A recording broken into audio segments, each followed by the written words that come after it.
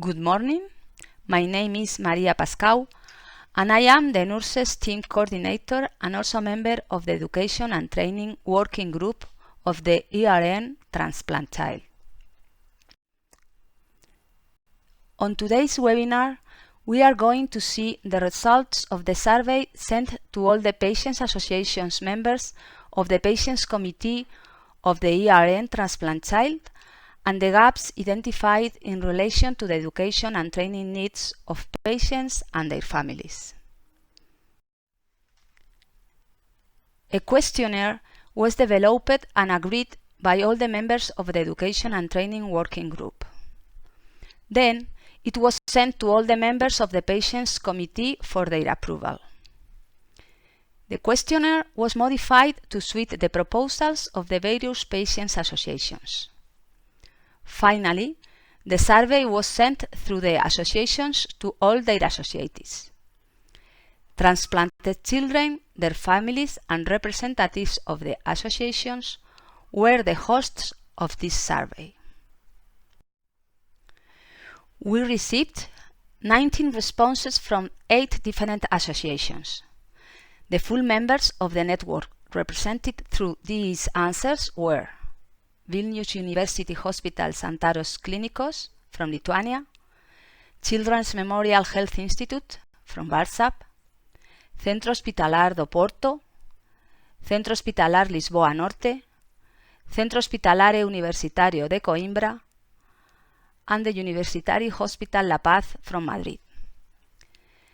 The 19 answers were given by 15 parents, 3 teenagers, and 1 person who did not give information about this data. The total responses correspond to 3 different organs: kidney, liver, and bowel. Now we are going to see the answers collected for each of the questions of the survey.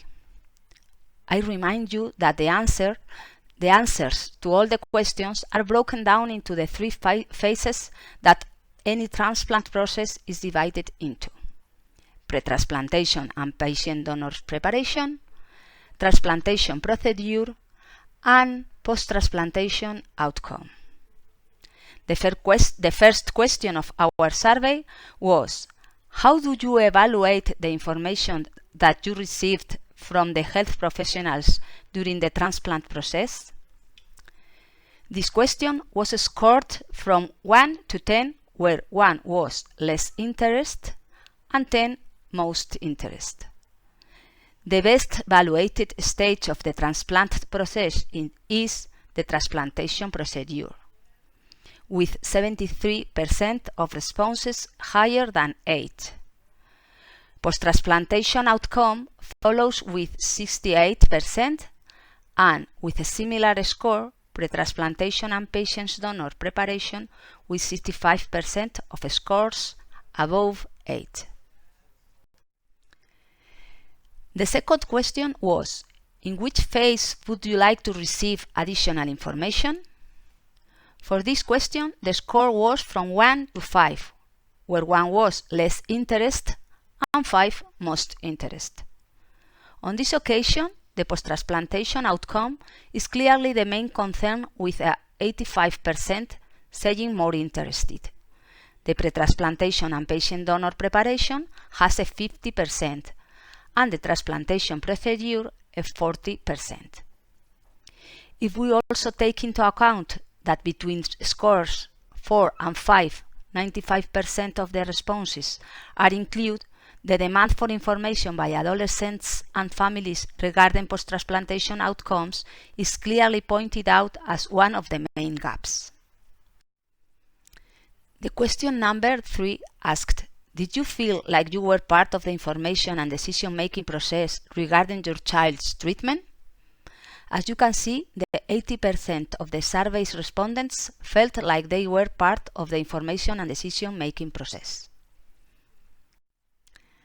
However, the responses obtained about next question shows that this decision-making process can be improved.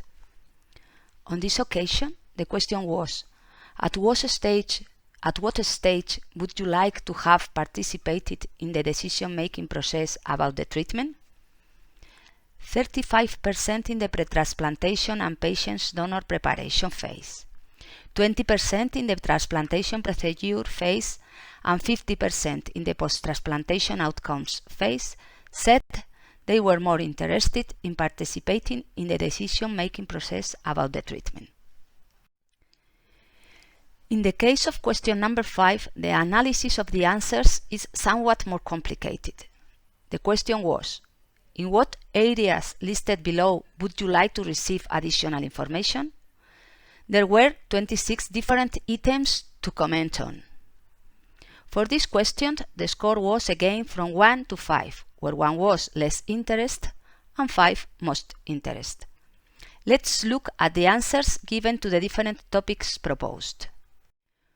When adolescents and parents were asked about certain topics related to hospitalizations stays or after hospitalizations, they showed great interest in receiving more information about the following topics: public engagement to increase awareness, 68%, support for families after a child loss, with a 67%, adherence to treatment in adolescents, 68%, friends and social life after a transplant, 63%, how children can face their conditions, 68%, contraceptive methods, pregnancy and sex, with a 65%, and school integration support for patients, with a 74%. But two on which they showed the greatest interest were information about the transition to adulthood, with a 89%, and how to deal with a normal life, as it means pets, sports, tattoos, piercings, etc., with a 80%. About the rest of the proposed topics, different therapies to decrease stress and anxiety received a 60% of most interest punctuations, and psychological support received a 70% of most interest punctuations. But those with the higher percentage saying more interested were nutritional advice with a 84% and self-care activities during hospitalizations with a 80%. About the most effective method of training, face-to-face was the most votes. Video and internet shared second place. This is the first opportunity to present the results of the gap analysis on education and training needs of patients and families, but we have to continue disseminating the results of this survey to the patients' associations of the different member states of the network for their approval. This is the first opportunity to present the results of the gap analysis on education and training needs of patients and families, but we have to continue disseminating the results of this survey to the patient associations of the different member states of the network for their approval. We have also to evaluate the most appropriate educational proposals to respond to identified gaps. And we have also to include training activities for patients and families in the Transplant Child Annual Education and Training Plan for 2020. Thank you very much for your attention.